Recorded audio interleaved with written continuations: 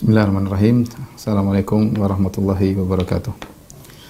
Alhamdulillahi ala ihsanih wa syukru lahu ala taufiqihi wa amtinani wa asyhadu an la ilaha illallah wahdahu la syarika lahu ta'ziman li sya'ni wa asyhadu anna Muhammadan abduhu wa rasuluhu da'ila ridwani. Allahumma salli alaihi wa ala alihi wa ashabihi wa ikhwani. Ikhwan dan akhwat, para jamaah sekalian, terkhususkan jamaah Masjid As-Sunnah Bintaro yang dirahmati oleh Allah Subhanahu wa taala. Kita melanjutkan bahasan kita tentang al-firaq al-islamiyah, tentang firqah-firqah dalam dunia Islam, dan pada kesempatan kali ini kita akan bahas tentang firqah al-jahmiyah. Firqah al-jahmiyah yang merupakan sumber dan nenek moyang dari berbagai macam firqah, ya, dari berbagai macam firqah. Pembahasan tentang al-jahmiyah adalah pembahasan yang sangat penting, ya, yang kembali kepada tokohnya yang bernama Al-Jahm bin Safwan atau Jahm bin Safwan. Ada beberapa poin yang menjadikan bahasan ini sangat penting. Pertama, Al-Jahm bin Safwan adalah pemikirannya merupakan sumber pemikiran dari firqah-firqah yang lain. Pemikiran Jahm bin Safwan ini mempengaruhi pemikiran Mu'tazilah, kemudian mempengaruhi pemikiran Kullabiyah, kemudian Asy'ariyah, Maturidiyah. Kembali pemikiran mereka kepada pemikiran Jahm bin Safwan, sehingga kita perlu mengenal sosok ini, Jahm bin Safwan. Kemudian juga di antaranya sebagian kaum muslimin menyangka bahwasanya Jahm bin Safwan ini pemikirannya sudah hilang. Ternyata kenyataannya tidak, pemikirannya masih ada, meskipun firqah Jahmiyah sudah tidak ada. Firqah Jahmiyah sudah. Kalau Mu'tazilah masih banyak mengaku kami Mu'tazilah, ya, mengagung-agungkan Mu'tazilah, tapi Jahm bin Safwan ini semua orang membencinya. Semua firqah, baik Jahmiyah, Kullabiyah, Asy'ariyah, semuanya tidak suka dengan Jahm bin Safwan, ya. Dan sebagian orang menyangka pemikirannya sudah pudar, ternyata tidak, pemikirannya masih bercokol, bahkan mempengaruhi banyak firqah-firqah yang ada.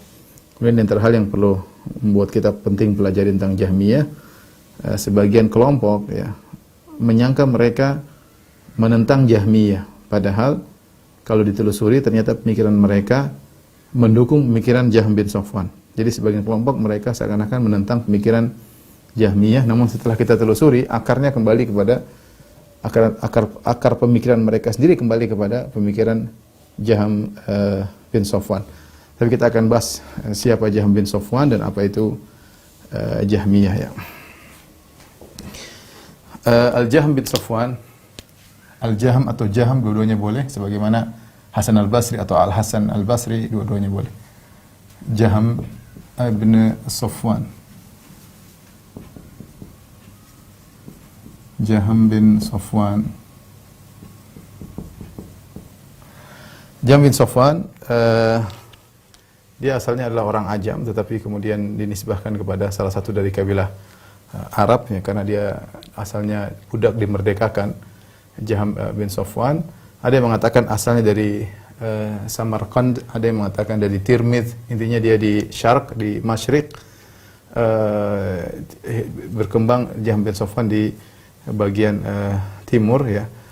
Kemudian akhirnya dia mengembangkan pemikiran Jahmiyah dan akhirnya dibunuh pada sekitar tahun 128 Hijriah oleh Salim bin Al-Ahwas, salah seorang pejabat di zaman tersebut, atas perintah Hisham bin Abdul Malik. Jahm bin Safwan, ya,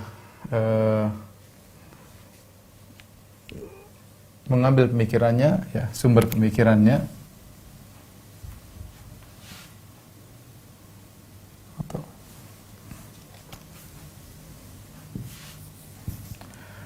sumber pemikirannya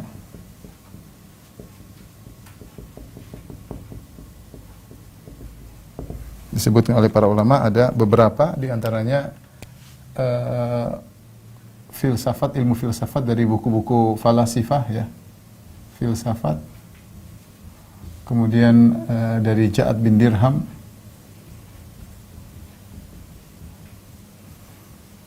kemudian juga dari kelompok namanya As-Sumaniyah, ya. As-Sumaniyah ini adalah suatu kelompok dari India yang sempat melakukan perdebatan dengan Ja'ad bin Dirham, ya. Adapun filsafat sangat nampak disebutkan oleh Imam Ahmad dan yang lainnya, takallama bi kalamil mutakallimin. Mereka menyebutkan ketika menyebutkan biografi Jahm bin Safwan, sebutkan takallama bi kalamil mutakallimin, yaitu berbicara dengan pembicaraan ahlul kalam, yaitu pembicaraan ahli filsafat.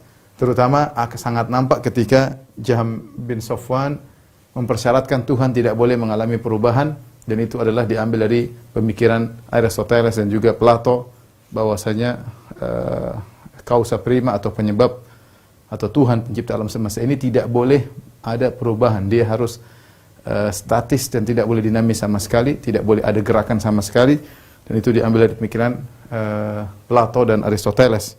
Ya. Ini contoh dari pemikiran Aristoteles atau Plato, bahwasanya Tuhan tidak boleh bergerak, ya. Harus statis, atau Tuhan harus statis.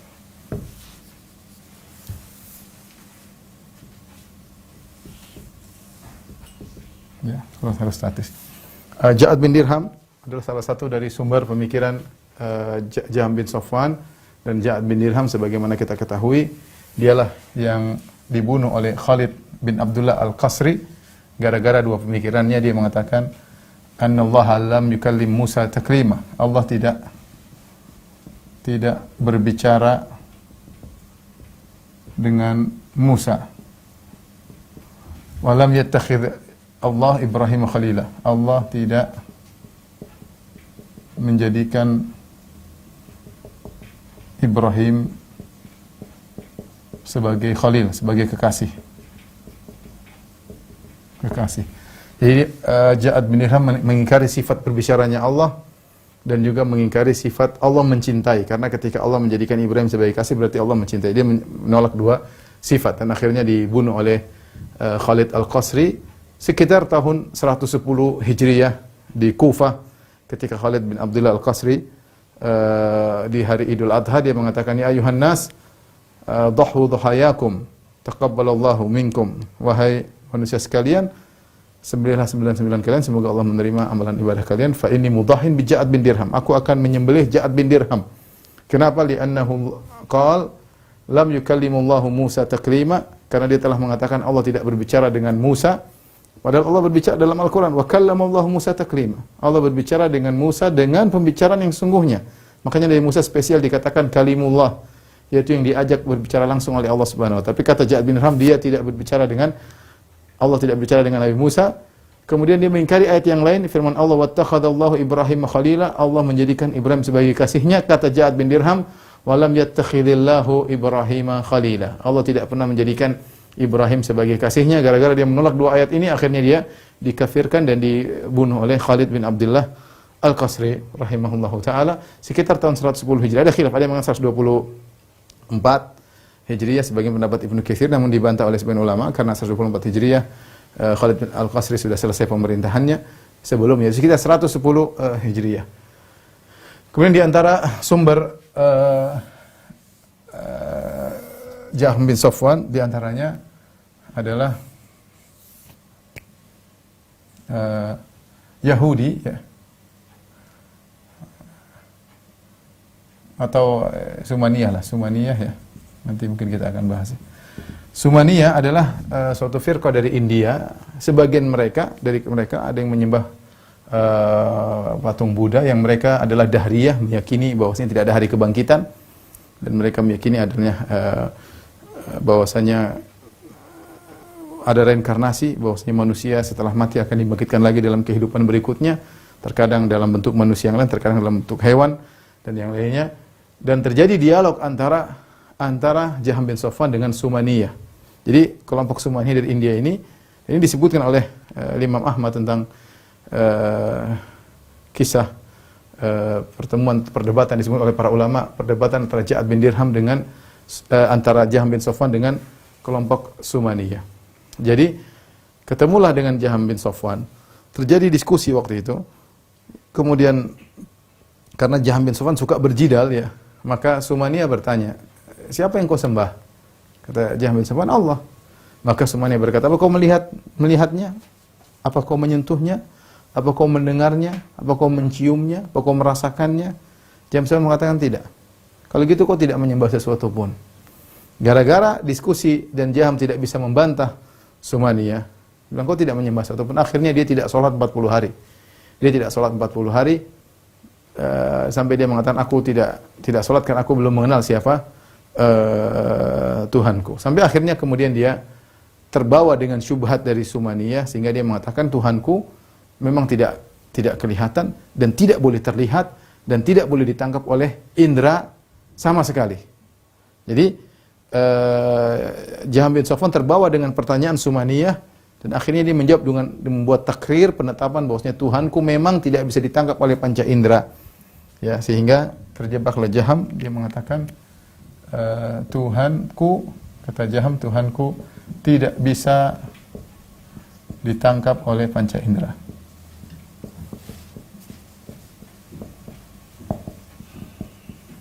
Panca indera ya. Ini di antara sumber pemikiran Jahm bin Safwan ya. Jahm bin Safwan khilaf tentang apakah dia kafir atau tidak, dan banyak ulama mengkafirkan Jahm bin Safwan karena sumber kerusakan semua kembali kepada dia. Kita akan sebutkan pemikiran-pemikiran Jahm bin Safwan, dan dia akhirnya dibunuh ya oleh Salam al-Ahwas ya. Dibunuh oleh Salam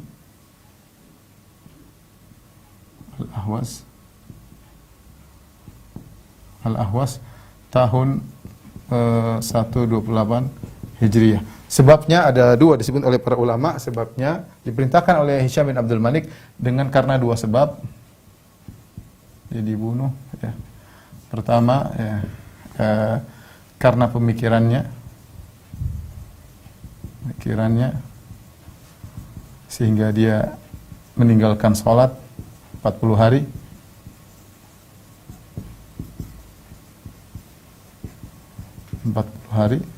Yang kedua, dia ikut memberontak ya,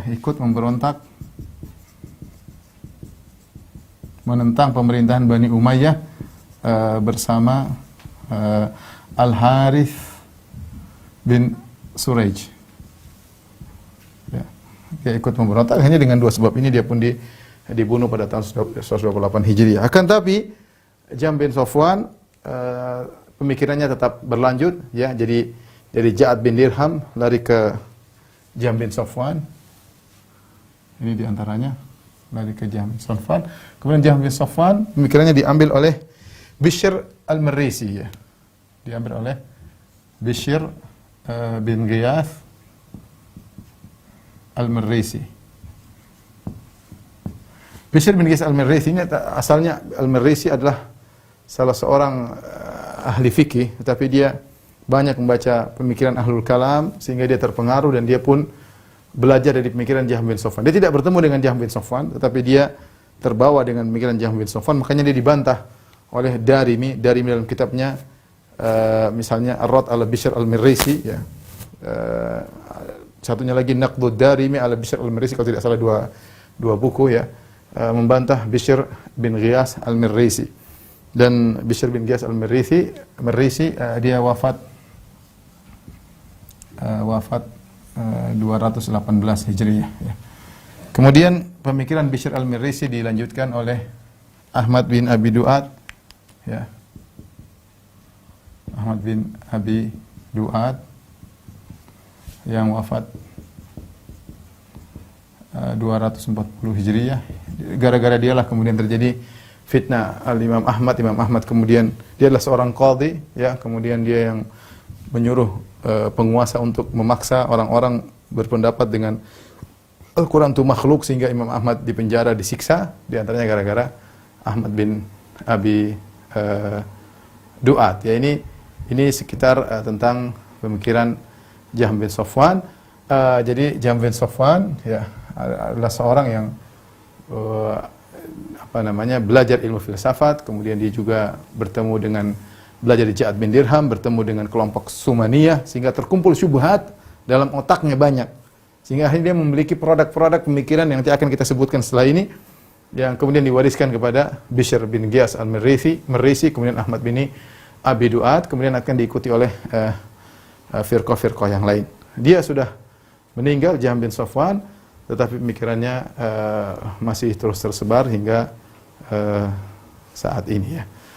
Pemikirannya bisa kita bagi dua.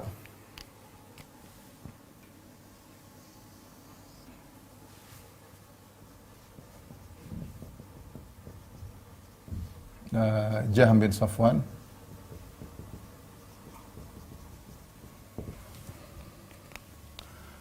pertama adalah pemikiran yang dia bersendirian, pemikiran-pemikiran yang dia sendiri berpendapat dengan sendirian, ya, berpendapat dengannya.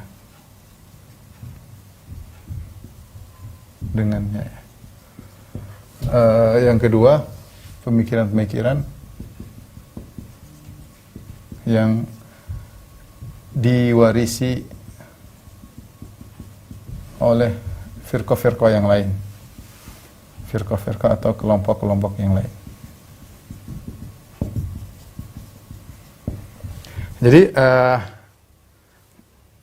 Jadi Bishr bin Giyas al-Marisi, Ahmad bin Abi Duat ini disebut dengan Jahmiyah, ya. Disebut dengan Jahmiyah. Kenapa disebut Jahmiyah? Karena dia mengikuti Jahm bin Safwan, ya. Sumbernya adalah Jahm bin Safwan, kemudian dikembangkan oleh Jahmiyah, nanti diikuti oleh firqah-firqah yang lain. Pemikiran-pemikiran diwarisi oleh firqah kelompok yang lain seperti diwarisi oleh misalnya Al-Kullabiyah, kemudian Al-Mu'tazilah, ya. Kemudian Al-Asy'ariyah, kemudian Al-Maturidiyah.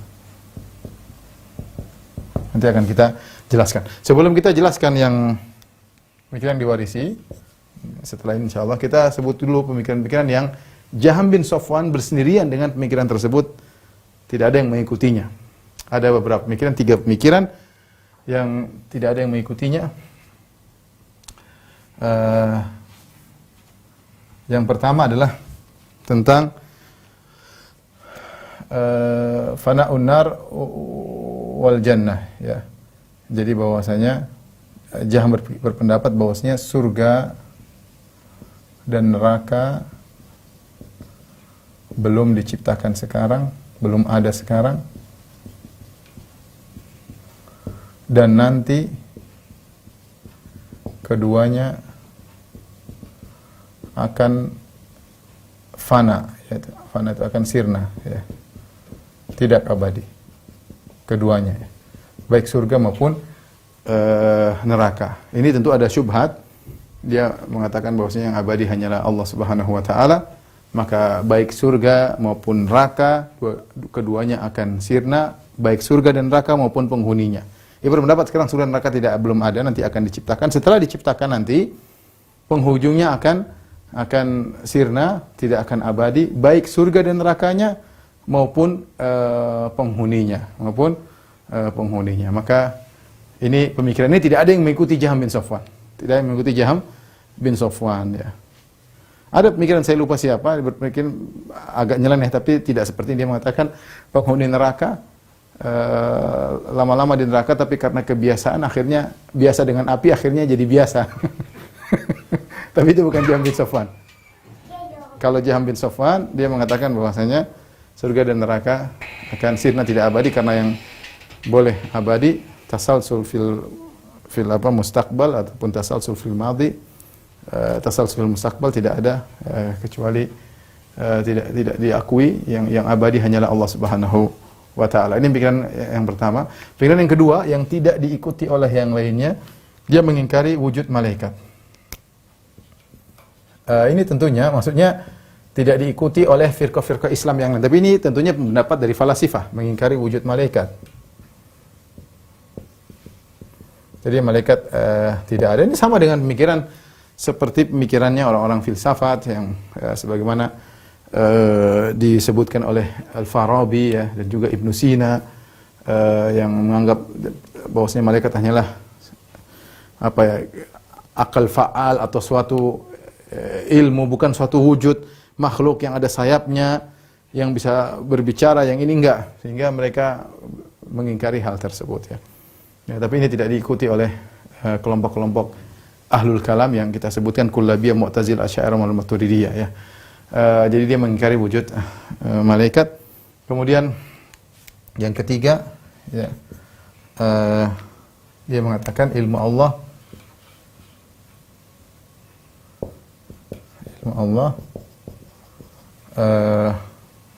tidak azali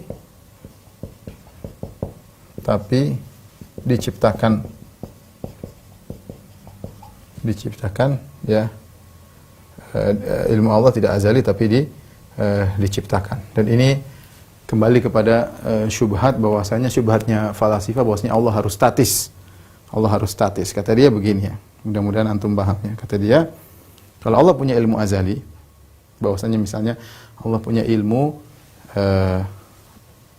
bahwasanya Masjid As-Sunnah akan didirikan di Bintaro, dibangun di Bintaro. Dulu kan Masjid As-Sunnah belum ada, 1000 tahun yang lalu belum ada ya. Masjid As-Sunnah belum ada, penghuninya pun belum ada semuanya. Tapi Allah dalam ilmu azali Allah akan dibangun Masjid As-Sunnah pada tahun sekian. Ini ilmu azali. Kemudian Masjid As-Sunnah pada tahun misalnya sekian tersebut, tahun 1900 sekian atau tahun 2000 sekian dibangun. Menurut Jahm bin Safwan, ilmu Allah bahwasanya masjid akan dibangun dengan ilmu Allah bahwa masjid sudah dibangun itu berbeda, dua hal yang berbeda.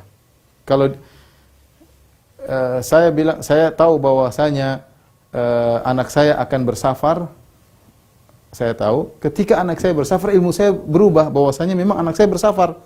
Ilmu tentang suatu yang akan terjadi dengan sudah terjadi, dua hal yang berbeda. Kata Jahm bin Safwan, ilmu ini sudah jelas, ilmu tentang suatu yang akan terjadi dengan ilmu suatu sudah terjadi, dua hal yang berbeda. Nah, kalau kita bilang dua hal yang sama, maka tidak mungkin. Kalau kita bilang dua hal berbeda, berarti kita mengatakan ada perubahan dalam diri Allah, dalam zat Allah. Berarti tadi ilmu Allah tadinya begini tentang suatu yang akan terjadi, kemudian ilmu Allah berubah menjadi sudah terjadi. Karena adanya perubahan ini tidak boleh bagi Allah. Oleh karenanya Jahm bin Safwan mengatakan ilmu azali Allah tidak ada. Ilmu azali Allah tidak ada. Karena kalau ada ilmu azali, ilmu sebelumnya, beda antara ilmu suatu akan terjadi dengan ilmu suatu sudah terjadi. Ini berarti ada perubahan dalam zat Allah, dan ini terlarang, itu sifat makhluk. Oleh karenanya melazimkan bagi dia Allah tidak punya ilmu azali, tapi diciptakan setelah itu, setelah Allah menciptakan sesuatu ada ilmu Allah tentang itu, baru Allah ciptakan. Ini juga ngawur. Intinya inilah tiga pendapat Jahm bin Safwan yang tidak diikuti oleh yang lainnya. Setelah ini kita akan bahas poin yang ini insyaallah. Kita akan bahas ini, tolong dihapus dulu.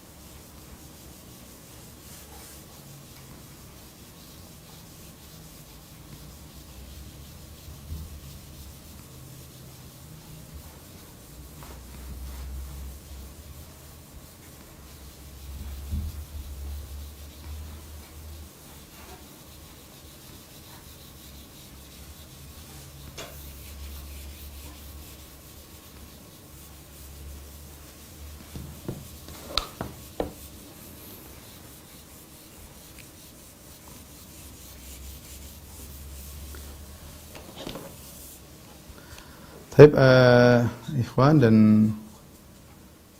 akhwat yang dirahmati Allah Subhanahu wa taala, para jemaah Masjid As-Sunnah yang dirahmati Allah Subhanahu wa taala.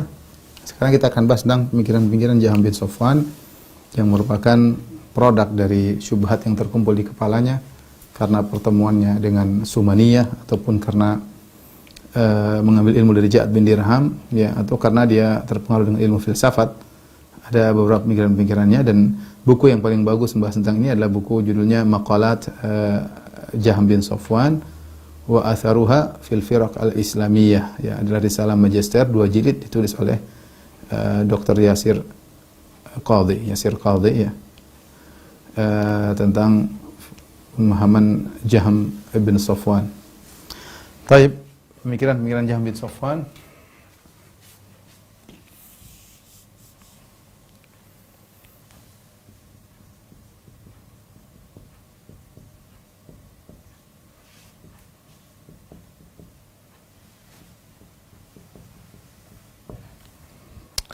Pemikirannya banyak sekali yang akhirnya memberi pengaruh kepada yang lainnya, namun di antaranya saya sebutkan misalnya dari kanannya.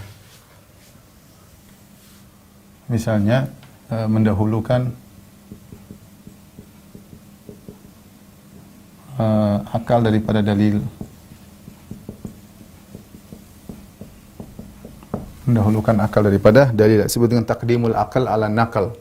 Dan kita sangat lihat dari produk-produk Jahm bin Safwan, pemikirannya rata-rata menggunakan akal ya. Ketika dia menolak adanya malaikat, pakai akal dia menolak sifat ilmu Allah yang azali, pakai akal dia, semuanya pakai akal dia karena dia terpengaruh dengan filsafat, ya, dia menolak Allah bisa dilihat karena terjebak dengan dialog dia dengan sumaniyah. Semuanya akal, murni, tidak pakai dalil. Di antaranya ketika dia mengatakan bahwasanya Allah Subhanahu wa taala, mana Allah? Kata dia, Allah ya, ini semua ini adalah Allah ya, semuanya adalah Allah ya. Dan Allah tidak bisa terlihat, tidak bisa dirasakan. Baru kemudian dia berusaha mencari dalil. Sebagaimana penjelasan Imam Ahmad dalam kitabnya Ar-Rad 'alal Jahmiyah wa Zanadiqah ya. Jahm bin Safwan mendapatkan 3 dalil dalam Al-Qur'an untuk mendukung pemikiran. Tapi intinya dia awalnya pakai akal. Dia saya mendapatkan 3 ayat yang mendukung pemikirannya, yaitu firman Allah Subhanahu wa taala, "Laisa kamitslihi syai'." Allah tidak sama dengan yang lainnya, berarti yang lainnya bisa dilihat, mungkin dirasakan, Allah tidak. Menurut dia Allah tidak bisa dirasakan. Ini penafsiran dia sendiri. Kemudian firman Allah Subhanahu wa taala, "La tudrikuhul absar wa huwa yudrikul absar." Allah tidak bisa dilihat oleh penglihatan, berarti sudah Allah enggak mungkin dilihat. Kemudian juga dari yang ketiga, wa huwallahu fis sama'i wa huwallahu fis samawati wa fil ardi ya'lamu sirrakum wa jahrakum.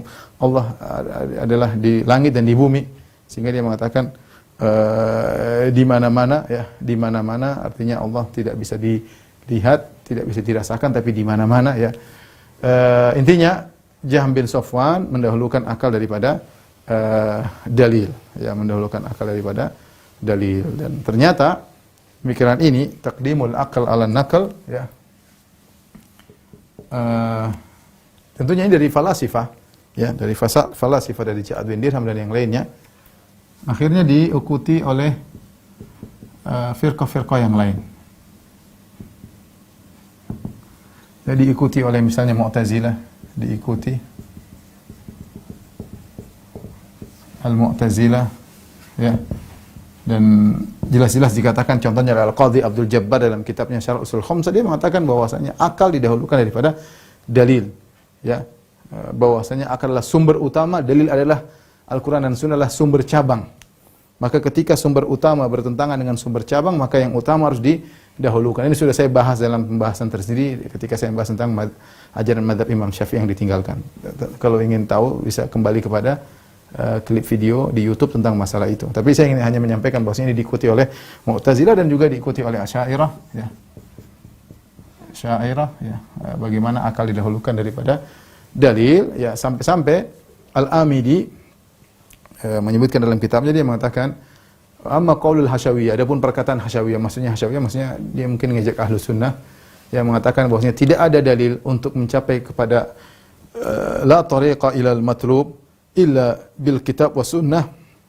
Kata dia mengatakan adapun perkataan mereka tidak ada jalan untuk mencapai sesuatu yang dicari kecuali Al-Qur'an dan Sunnah, fi ghayatil butlan. Kata dia adalah perkataan yang sangat batil. Ya, bayangkan dia mengatakan perkataan kita harus beragama dengan Al-Quran dan Sunnah, perkataan yang batil kata dia, bahkan di puncak kebatilan. Ya, karena dia menurut dia akal harus nomor 1 ya. Kemudian akhirnya datanglah Ar-Razi membuat Al-Qanun Al-Kulli, takdimul akal ala nakal, bahwasanya akal kalau bertentangan dengan dalil harus didahulukan akal, yang dibantah oleh Ibnu Taimiyah dalam kitabnya Dar'u Ta'arudil Aqal wan Naqal yang dicetak sekarang sekitar 9 jilid atau 10 jilid. Kemudian juga dibantah oleh Ibnu Qayyim dalam As-Sawa'iqul Mursalah, dan dia menyebutnya di antara tagut, kalau nggak salah tagut kedua yang menjadikan orang-orang menyimpang adalah mendahulukan akal daripada dalil. Dan ini tentu hal yang tidak benar mendahulukan akal. Dalil didahulukan daripada akal, ya. Makanya kita disuruh tunduk, ya. Dan bantahannya banyak, ya. Kita bilang kalau kita taruhlah kita mengikuti akal daripada dalil, akal siapa yang menjadi patokan? Akal siapa yang menjadi patokan untuk kita jadikan patokan untuk menolak dalil? Ya laita syi'ri bi ayyi aqlin yuzanul kitabu was sunnah. Akal siapa yang menjadikan patokan untuk menimbang Al-Qur'an dan Sunnah? Al-Qur'an dan Sunnah kita timbang dulu, sesuai dengan akal enggak? Kalau sesuai dengan akal diterima, kalau enggak kita buang. Dan itu kenyataan yang mereka lakukan, sehingga mereka menolak sifat, menolak ini, mentakwil karena tidak sesuai dengan akal mereka. Mereka praktekkan benar mendahulukan akal daripada dalil. Pertanyaannya, kalau kita terima kaidah ini, akal siapa yang menjadikan patokan? Ini yang pertama. Yang kedua, kenyataannya bahwasanya mereka yang sama-sama berpatokan dengan mendahulukan akal daripada dalil, mereka terpecah belah. Jahmiyah punya akidah yang berbeda dengan Mu'tazilah, punya akidah berbeda dengan Asy'ariyah, berbeda-beda. Padahal mereka sepakat mendahulukan akal daripada dalil. Kenapa bisa berbeda-beda? Karena akal mereka berbeda-beda. Akal mereka berbeda-beda sehingga ketika mereka menjadikan satu sumber yang ternyata mereka berselisih, maka hasilnya juga berselisih, ya. Subhanallah, bagaimana dengan firman Allah Subhanahu wa taala, "Wa in tanaza'tum fi syai'in faruddillahi war rasul." Kalau kalian berselisih, kembalilah kepada Allah dan Rasul. Mau kemanakan ayat tersebut? Kalau kalian berselisih tentang suatu, kembalikan kepada Al-Qur'an dan Sunnah. Mau dikemanakan ayat tersebut? Fala wa rabbika la yu'minun hatta yuhaqqimuka fi ma shajara bainahum, thumma la yajidu fi anfusihim harajan mimma qadaita wa yusallimu taslima. Demi Allah bahwasanya mereka tidak beriman, ya, sampai mereka menjadikan engkau sebagai hakim dalam permasalahan mereka. Tsumma la yajidu fi anfusihim harajan, kemudian mereka tidak menemukan keberatan dalam diri mereka. Wa yusallimu taslima, dan mereka pasrah menerima keputusanmu. Sekarang enggak, mana dulu? Lihat dulu dalilnya, ya. Cocok enggak dengan akal? Kalau enggak cocok dibuang. Intinya bahasan ini panjang. Saya sudah bahas dalam banyak pengajian. Tapi ini contoh pengaruh Jaham bin Safwan yang kemudian menjalar ke firqah-firqah yang lainnya. Kemudian di antara pemikiran Jaham bin Safwan adalah tentang, kata dia bahwasanya tidak ada jalan untuk mengetahui adanya Tuhan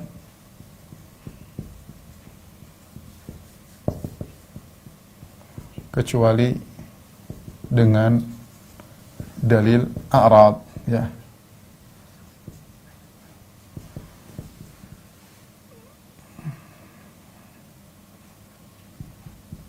Ya. Jadi dia mengatakan tidak mungkin kita mengetahui adanya Tuhan kecuali dengan dalil a'rad. Dalil a'rad itu sudah kita bahas berulang-ulang, yaitu dalil bahwasanya untuk mengetahui adanya Tuhan kita harus tahu tentang a'rad dan ajsam, bahwasanya makhluk alam semesta ini terdiri di atas ajsam dan a'rad. Ajsam maksudnya fisik, ya. Kemudian a'rad adalah sifat-sifat, dan di antara sifat-sifat jism dia mengalami a'rad. Ini saya tidak ingin ulang lagi karena pembahasan panjang lebar.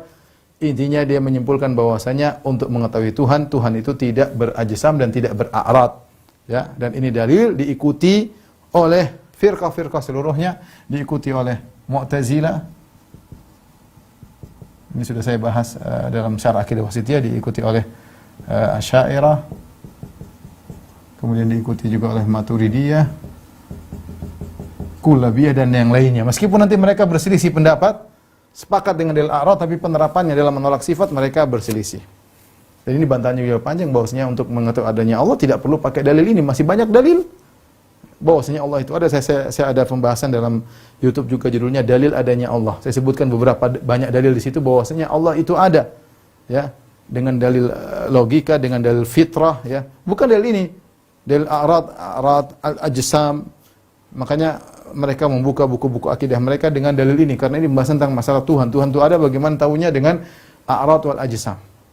Bantahan sangat mudah, banyak bantahannya. Tapi di antaranya, ini dalil tidak dikenal oleh para sahabat. Abu Bakar radhiyallahu anhu, Umar bin Khattab, Imam Syafi'i, Imam Malik, Imam Ahmad tidak pernah bicara tentang dalil, padahal mengetahui adanya Tuhan sangat penting, ya. Kalau ini dalil memang urgen, harusnya mereka tahu paling tidak Abu Bakar, Umar. Antum aja mungkin baru pertama kali dengar dalil ini, bahwasanya untuk mengetahui Tuhan harus tahu adanya a'rad dan ajsam. Antum dari kecil lahir enggak pernah tahu akan hal ini, tapi antum sudah percaya dengan adanya Tuhan, ya. Banyak hal. Jadi ini diantaranya pemikiran Jaham bin Safwan yang menjalar ke firqah-firqah yang lainnya. Di antaranya pemikiran Jaham bin Safwan Dia mengatakan iman adalah ma'rifah. Ma'rifah itu mengetahui, ya, mengetahui. Dan kufur adalah al-jahl billah. Kebodohan, tidak tahu tentang Allah. Ya, tentang Allah. Sebagian ulama mengatakan Jahm bin Safwan mengambil pemikiran ini dari falasifah ketika mereka membahas tentang masalah definisi. Seperti Socrates dan juga Plato ketika membahas tentang definisi, dia berusaha mengambil suatu makna yang inti yang terdapat pada berbagai macam jenis, ada satu makna yang mengumpulkan mereka semua. Contohnya seperti manusia. Apa sih manusia? Apa sih sifat? Apa sih definisi manusia? Definisi manusia, yang definisi ini menggabungkan antara Joni dengan Agus dan Panca dengan Joko dan yang lainnya, ya. Sehingga mereka mencari makna yang terkandung yang bisa mewakili manusia itu apa, ya. Ada yang mengatakan manusia intinya kembali berakal misalnya. Berakal, ya. Natek, berakal. Ya. Ini membedakan manusia dengan hewan-hewan, dan inilah sifat utama akal misalnya. Ini contoh. Dia kemudian berbicara tentang iman, sehingga dia melihat intisari daripada iman adalah ma'rifah billah, mengenal Allah Subhanahu wa taala. Menurut pemikiran dia, Jahm bin Safwan. Sehingga dia mengatakan bahwasanya iman adalah al-ma'rifah, mengenal Allah Subhanahu wa taala. Kafir itu apa? Kafir kalau tidak mengenal Allah, itu baru kafir. Itu baru kafir. Tentunya ini pendapat yang batil karena melazimkan Yahudi juga beriman, karena Yahudi mengenal Allah, Yahudi juga mengenal Nabi sallallahu alaihi wasallam. Iblis juga mengenal Allah, ya. Fir'aun juga mengenal Allah, ya. Wajahadu biha wastaiqanatha anfusuhum zulman wa uluwa. Mereka menolak dengan lisan, tapi hati mereka meyakini. Jadi kata dia bahwasanya namanya iman adalah ma'rifah dan kufur adalah kejahilan. Dan ini mempengaruhi pemikiran Asy'ariyah. Mengaruhi pemikiran sebagian Asy'ariyah. Asy'ariyah ketika mendefinisikan iman, mereka iman adalah tasdiq. Asy'ariyah mengatakan al-iman adalah at-tasdiq, membenarkan.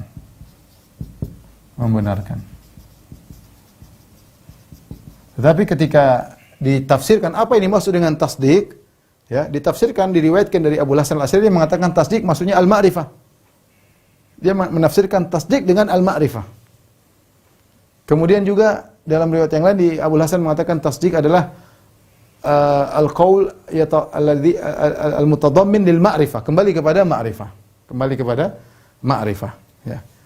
Intinya pemikiran sebagian makna, meskipun Asy'ariyah mengatakan iman adalah tasdiq, ya, tapi tasdik ini ditafsirkan oleh sebagian Asy'ariyah dengan ma'rifah, sehingga kembalilah pemikiran mereka kepada pemikiran Jahm bin Safwan. Ini bahasanya panjang dan lebar, bagaimana sebagian mereka tidak mampu membedakan antara tasdik dengan ma'rifah, ya. Dalam artian membenarkan tasdik. Jadi menurut Asy'ariyah seorang yang membenarkan meskipun tidak beramal, karena Murji'ah mengeluarkan amal daripada iman, Menurut mereka iman itu intinya tasdik. Ya, seorang kalau tidak beramal, tidak berkata-kata, ya, tidak beramal, maka dia tetap dikatakan apa? Beriman, karena ada tasdik. Nah, apa bedanya ma'rifah, mengenal, dengan tasdik yang tanpa disertai dengan pengamalan? Ini sulit bagi mereka untuk membedakan. Sekarang mereka ingin membedakan, kami berbeda dengan Jahm bin Safwan. Kalau Jahm bin Safwan hanya mengenal, kami membenarkan. Baik. Apa bedanya mengenal seperti Yahudi, mengenal adanya Tuhan, dengan membenarkan tapi tanpa ada praktek pengamalan? Apa bedanya? Menurut mereka kalau seorang membenarkan meskipun tidak mengamalkan konsekuensinya, tetap dikatakan beriman. Nah, kita bertanya, apa bedanya tasdik yang kosong dari pembenaran, yang kosong dari praktek, dengan mengenal? Intinya tidak ada beda yang signifikan. Sama-sama. Makanya diriwayatkan dari Abu Hasan al-Asy'ari, dia menafsirkan tasdik dengan ma'rifah. Sama seperti perkataan Jahm bin Safwan. Ini bahasanya suatu saat kita bahas lagi mungkin dalam pembahasan tentang Murji'ah. Kemudian di antara pemikiran Jahm bin Safwan, menolak seluruh sifat, ya. Menolak seluruh sifat-sifat Allah. Ya. Berangkat kepada dalil a'rad, karena dia mengatakan sifat-sifat adalah a'rad. Oleh karenanya Allah adalah suatu zat yang tidak ada sifatnya. Ya. Suatu zat yang tidak ada sifatnya. Dia menolak seluruh sifat, karena menurut dia a'rad itu mencakup seluruh sifat. Sifat zatiyah, sifat fi'liyah, semuanya a'rad. Oleh karenanya Allah tidak memiliki apa? Tidak memiliki sifat. Siapa yang menetapkan sifat berarti dia menyamakan Allah dengan makhluk. Karena makhluklah yang memiliki sifat-sifat, ya. Dan hal ini mempengaruhi Mu'tazilah. Mu'tazilah juga sama, ya. Mu'tazilah diwarisi Mu'tazilah. Mu'tazilah juga menolak seluruh sifat.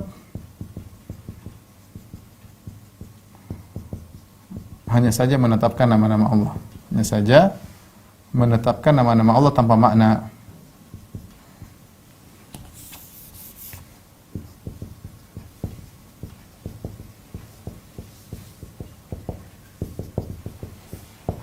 Tanpa makna. Ini saya tidak mau bahas lagi karena ini pembahasan sudah saya ulang-ulang dalam akidah wasitiyah. Saya hanya memberi isyarat-isyarat saja, ya. Adapun Asy'ariyah maka khilaf di kalangan mereka, dan kita sudah bahas dalam akidah wasitiyah. Kemudian di antara pemikiran Jahm bin Safwan yang kelima, ya, yaitu menyatakan Al-Quran adalah makhluk. Al-Quran adalah makhluk. Al-Quran adalah makhluk, ya. Karena Al-Quran adalah Allah berbicara adalah sifat, sama. Sudah kita katakan Ja'ad bin Dirham mengatakan lam yukallimillahu Musa taklima. Allah tidak pernah bicara dengan Nabi Musa, ya. Sehingga Allah tidak punya sifat berbicara. Karena kalau punya sifat berbicara, Allah makhluk, karena sifat berbicara adalah a'rad. Dan itu sifat makhluk, tidak pantas kalau Allah bisa berbicara, maka Allah jisim. Kalau Allah jisim, Allah makhluk. Ini syubhat intinya. Intinya dia mengatakan Al-Quran adalah makhluk, dan ini diikuti oleh Mu'tazilah, Asy'ariyah. Sama, semua sepakat bahwasanya Allah tidak berbicara dengan suara, dengan bahasa, tapi seperti perkataan Jahm bin Safwan, Allah menciptakan suara. Allah menciptakan suara di udara didengar oleh Musa. Allah sendiri tidak berbicara. Ini sama dengan pendapat Mu'tazilah. Allah menciptakan suara di udara didengar oleh Musa. Tapi suara itu adalah makhluk, karena Allah tidak pernah berbicara. Tidak pernah berbicara. Dan sama, dan ini ternyata ditelusuri kembali kepada pendapat seorang Yahudi namanya Philo, ya. Philo dari Yahudi, ya. Dia mengatakan Musa, ketika dia menafsirkan tentang Taurat, dia mengatakan Allah berbicara dengan Musa. Allah tidak berbicara langsung, tapi Allah menciptakan perkataan di udara didengar oleh Musa, ya. Ini pemikiran kembali kepada pemikiran Yahudi, ya. Intinya dia mengatakan Al-Quran itu adalah makhluk. Dan ini akidah tentu sangat berbahaya. Karena kalau kita bilang Al-Quran itu makhluk, padahal kita tahu Al-Quran adalah bagian dari ilmu Allah. Al-Quran adalah bagian daripada ilmu Allah. Allah tahu tentang apa yang akan dia bicarakan. Ketika Al-Quran itu makhluk, berarti ilmu Allah itu makhluk. Berarti kalau ilmu itu makhluk, berarti ilmu Allah baru diciptakan. Berarti Allah jahil sebelumnya. Saya ulangi. Di antara kelaziman batil dari perkataan Al-Quran itu makhluk, Al-Quran adalah bagian daripada ilmu Allah. Kalau ilmu Allah ternyata diciptakan, berarti sebelum diciptakan ilmu itu tidak ada, berarti Allah jahil. Saya ulangi, berarti sebelum Al-Quran diciptakan, berarti ilmu itu belum diciptakan. Ketika ilmu itu belum diciptakan, berarti Allah jahil. Dan ini Jahm bin Safwan konsekuen dengan itu, dengan hal tersebut. Makanya dia mengatakan ilmu Allah diciptakan. Ya. Berarti kalau belum diciptakan belum ada ilmu dong. Berarti Allah jahil. Ini konsekuensi pertama. Konsekuensi kedua, ini disebut oleh para salaf. Konsekuensi kedua, disebut oleh Al-Harawi juga di antara yang lainnya, bahwasanya jika Al-Quran itu makhluk, berarti tidak ada sam'iyah. Berarti bukan Jibril mendengar dari bukan Jibril mendengar dari Allah. Jibril tidak perlu dengar dari Allah, tapi Allah ciptakan. Ya, berarti tidak ada silsilah sanad dari Jibril kepada Allah Subhanahu wa taala. Ketika Al-Quran tersebut ternyata bukan silsilah sanad dari Jibril mendengar dari Allah Subhanahu wa taala, berarti dia tidak suci, tidak muqaddas. Sehingga hanya ciptaan Allah ciptakan, ya. Sehingga ini bukan firman Allah yang harus kita agungkan, bisa ditambah-tambah, bisa ditafsirkan, bisa dikurangi. Dan inilah yang menjadikan disebutkan dalam riwayat Jahm bin Safwan membaca Ar-Rahmanu 'alal 'arsy istawa, dia mengatakan kalau saya bisa hapus dari Al-Qur'an saya akan hapus. Ya. Karena dia menurut dia ini Al-Qur'an itu makhluk ciptaan. Makhluk bisa punya kekurangan, punya kelebihan. Makhluk demikian kan bisa salah dan yang lainnya. Sehingga dia mengatakan, sehingga ketika kita mengatakan Al-Quran itu makhluk, maka hilanglah qadasah, kesucian Al-Quran tersebut. Ini yang diambil orang liberal yang mengatakan firman Allah bukanlah bahasa Tuhan, Tuhan tidak punya bahasa, ini hanya karya Muhammad atau karya Jibril atau yang lainnya. Sehingga mereka berani ngotak-ngatik lafal-lafal Al-Quran karena mereka tidak memandang itu bukan firman Allah. Beda Ahlussunnah wal Jamaah, Allah berbicara dengan suara yang didengar dan mudah bagi Allah Subhanahu wa taala. Dan ini diwarisi ya oleh Al-Mu'tazilah dan Al-Asy'ariyah. Bedanya di mana sudah saya bahas dalam akidah wasithiyah, ada bedanya di antara keduanya. Ya, tapi sama-sama mereka sepakat Al-Qur'an yang kita baca ini adalah makhluk. Al-Quran yang kita baca ini yang Alif Lam Mim Dzalikal Kitabul, Al-Fatihah dan yang lainnya adalah makhluk, baik Asy'ariyah maupun Mu'tazilah. Pemikiran dari mana? Dari Jahm bin Safwan. Dari Jahm bin Safwan.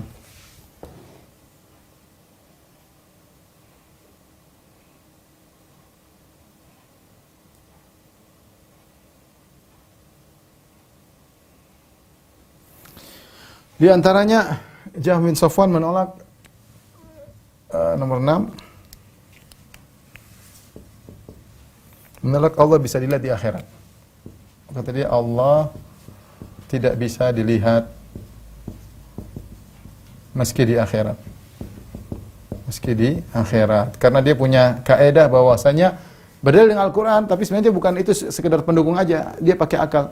Terjebak dengan Sumaniyah tadi, firqah Sumaniyah dari India tadi, bahwasanya Tuhanku tidak bisa ditangkap oleh panca indera sama sekali. Sehingga tidak mungkin untuk dilihat, ya.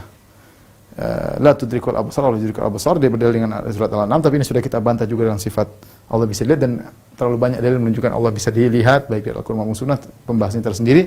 Tapi ini contoh sehingga dia mengatakan Allah tidak bisa dilihat meski di akhirat. Ini diwarisi oleh Mu'tazilah.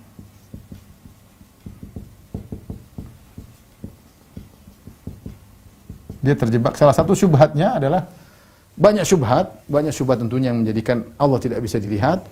Di antaranya kalau Allah dilihat berarti ada fisiknya, berarti bisa pada arah tertentu, dan itu mereka tolak semuanya. Tapi intinya di antaranya dia terjebak dengan perdebatan dengan Sumaniyah yang mengatakan bahwasanya Tuhanku tidak bisa dirasakan oleh panca indera sama sekali. Di antaranya pemikiran Jahm bin Safwan menolak Allah di atas. Menolak Allah di atas dan menolak istiwa, menolak sifat istiwa. Ini diwarisi oleh banyak kelompok setelahnya. Kemudian di antara pemikiran Jahm bin Safwan ya berkaitan dengan hari kiamat adalah menolak azab kubur, kemudian mizan, kemudian sirat. Semua ditolak oleh Jahm bin Safwan. Ya, azab kubur kata dia tidak ada, tidak logis. Ya, dia pakai logika, tidak ada logis. Bukti buka kuburan nggak ada dan macam-macam. Kemudian menolak mizan, kata dia mizan buat apa? Keyakinan dia bahwasanya iman semuanya sama, iman semua sama. Kalau gitu buat apa di mizan? Manusia cuma dua, mukmin atau kafir.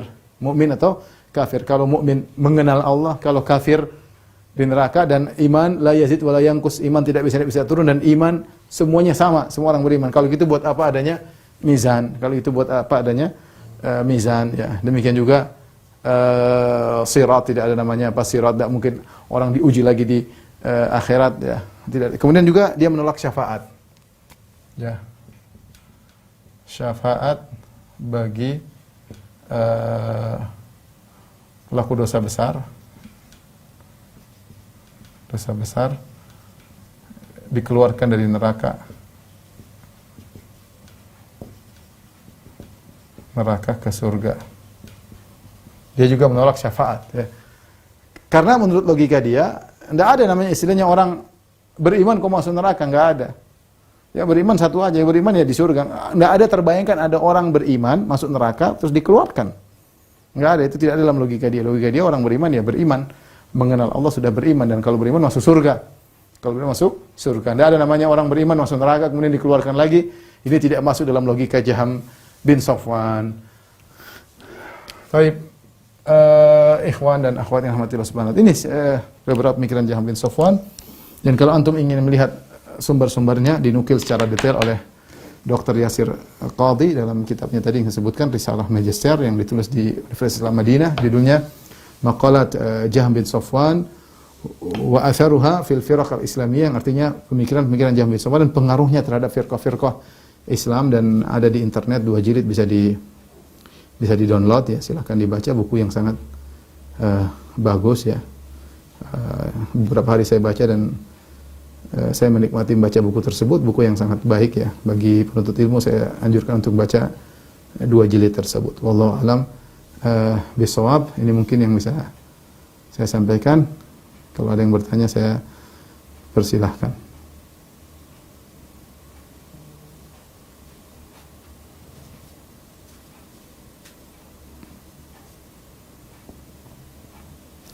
Ustadz, bagaimana cara menghadapi orang-orang yang punya pemikiran kalau setiap agama itu sama semua? Agama semua ya sudah, kamu kenapa Islam? Islam susah, mending jadi agama yang lain ya. Kalau agama semuanya sama, ngapain Allah utus Nabi Muhammad SAW? Allah kurang kerjaan ngutus Nabi Muhammad. Ngapain Allah kirim Al-Quran, turunkan Al-Quran? Allah kurang kerjaan. Orang sudah baik-baik semua sama, mau Yahudi, mau Nasrani, mau musyrikin, semua agama sama. Ngapain Allah ngutus Nabi Muhammad SAW? Kemudian ngapain Nabi Muhammad kurang kerjaan kirim surat kepada Heraklius mendakwahi dia untuk masuk Islam? Kurang kerjaan Muhammad SAW. Kalau ternyata semua agama sama, ya kurang kerjaan. Ya. Apalagi sampai perang, nggak ada kerjaan kan Muhammad, perang-perang, agama semua sama surga. Ini suatu hal yang konyol ya, mengatakan semua agama adalah sama. Bagaimana mau menyamakan antara penyembahan terhadap Allah semata tauhid dengan agama kesyirikan? Maukah agama Anda mau disamakan dengan penyembahan terhadap berhala, patung yang dibuat kemudian disembah? Maukah agama Anda tauhid mau disamakan dengan penyembahan terhadap sapi? Maukah agama Anda yang mentauhidkan Rabbul Alamin disamakan penyembahan terhadap nabi, manusia, ya? Atau menyembah terhadap matahari, menyembah terhadap, ya gimana agama tauhid mau disamakan dengan agama kesyirikan? Ya, ini apa namanya? Bahayanya pemikiran liberal ya. Bagaimana mau disamakan ya? Terus yang anehnya, cuma kita aja yang orang-orang kita, sebagian kita yang bodoh mau menyamakan. Mereka tidak mau menyamakan. Emang Yahudi mau menyamakan kita? Kalau dia menyamakan semua sama, ngapain dia perangi orang-orang di Palestina? Ngapain? Ngapain kalau semuanya sama? Yahudi enggan mau menyamakan kita dengan mereka. Dia merasa kita ini najis mau disamakan dengan mereka. Kita bodoh-bodohnya mau menyamakan mereka dengan kita. Orang-orang Nasara emang menyamakan kita dengan mereka. Enggak, kalau sama dengan mereka, ngapain mereka ada namanya kristenisasi, kemudian ada sampai pergi ke kampung-kampung mendakwahi agar orang masuk Nasara dan yang lainnya. Jadi hanya orang-orang liberal yang bahlul-bahlul ini yang kemudian menyatakan semua agama lain tidak mau disamakan, kita bodoh-bodohnya mau disamakan. Nah, kalau kita agama semua sama, kenapa sebagian kaum muslimin kemudian diintimidasi di berbagai macam negara? Jadi ini hanyalah hal yang konyol ya. Hanya hayalan dia menganggap semua agama sama, sementara agama tidak ada yang mengakui sama dengan kita ya.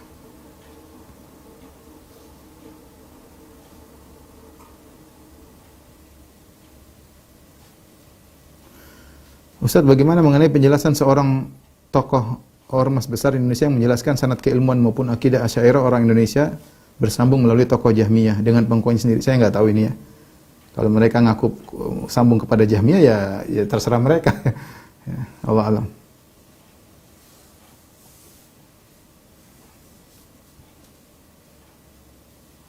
Ustadz, ana mau bertanya, apakah kalimatullah dan kalamullah itu dibedakan? Karena kalam jadi sifat Allah, sedangkan kalimah umum dipakai. Karena menurut Kristen di Injil Yohanes 1:14 bahwa firman bersama Allah seperti dikutip dari filsafat Plato. Sehingga di kita berupa Quran, di mereka berupa Yesus. Sedangkan Mu'tazilah kebalikan. Jadi adapun wa kalimatu dalam Al-Qur'an, saya enggak tahu ini maksud ini, saya tidak sempat baca buka Yohanes dan yang lainnya ya. Tapi dalam tentang Yesus atau tentang Nabi Isa alaihissalam, wa kalimatuhu alqaha ila Maryam, kalimatuhu alqaha ila Maryam wa ruhum min, maksudnya Allah kalimatnya yaitu yang Allah lemparkan kepada Maryam yaitu ucapan kun fayakun. Kun fayakun wa ruhum minhu, dan Nabi Isa itu terjadi dengan dua, kalimatuhu alqaha ila Maryam wa ruhum minhu. Jadi dari kalimat yang Allah ucapkan kun fayakun dan ruh yang Allah ciptakan ke dalam rahim Maryam. Allah katakan jadi, maka jadilah Nabi Isa dalam rahim Maryam meskipun tanpa ayah. Bukan Nabi Isa firman Allah, bukan ya. Bukan Nabi Isa firman Allah, bukan. Tapi Nabi Isa terjadi dengan kalimat kun, kalimatuhu alqa ila Maryam. Nabi Isa itu adalah hasil dari kalimat Allah kun fayakun wa ruhum minhu, ruh yang Allah ciptakan dimasukkan dalam rahim Maryam ya. Jangan maksudnya demikian. Ustaz, bagaimana menyeimbangkan antara rasa akan harapan terkabulnya doa kita dan rasa khauf mengetahui ada rasa sesuatu yang haram pada diri kita?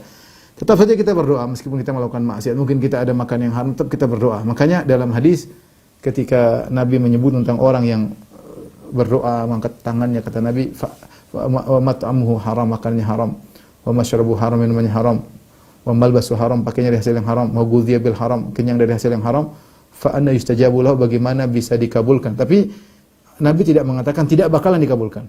Tapi Nabi mengatakan sulit untuk dikabulkan. Sebagian ulama mengatakan bukan berarti mustahil dikabulkan, bisa saja Allah mengabulkan meskipun orang tersebut terjerumus dalam maksiat. Di antaranya yang antum berdoa kepada Allah ketika antum masih bergelimang dengan makanan haram atau hasil haram, pekerjaan haram, minta agar ya Allah lepaskan aku dari pekerjaan haram, pindahkan aku kepada pekerjaan yang halal. Berdoa kepada Allah Subhanahu dengan yakin Allah akan memudahkan.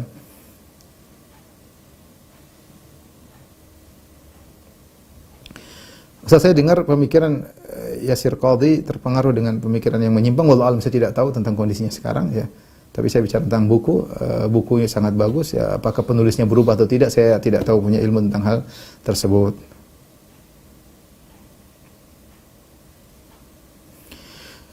Bagaimana menjaga pernyataan enggak usah ribut semuanya punya dalil. Jika pernyataannya benar, enggak usah ribut semuanya punya dalil dalam ranah khilafiyah yang diakui oleh para ulama. Ada masalah-masalah fikih banyak yang itu khilafiyah. Kita bukan ribut, tapi kita diskusi boleh. Para ulama sejak dulu diskusi, tapi nggak usah ribut, nggak usah ngotot-ngototan kalau itu masalah khilafiyah ya. Tetapi kalau ini bukan masalah khilafiyah, masalah akidah, menyimpang dan lain-lain, kita jelaskan ya, agak dengan sedikit ngotot.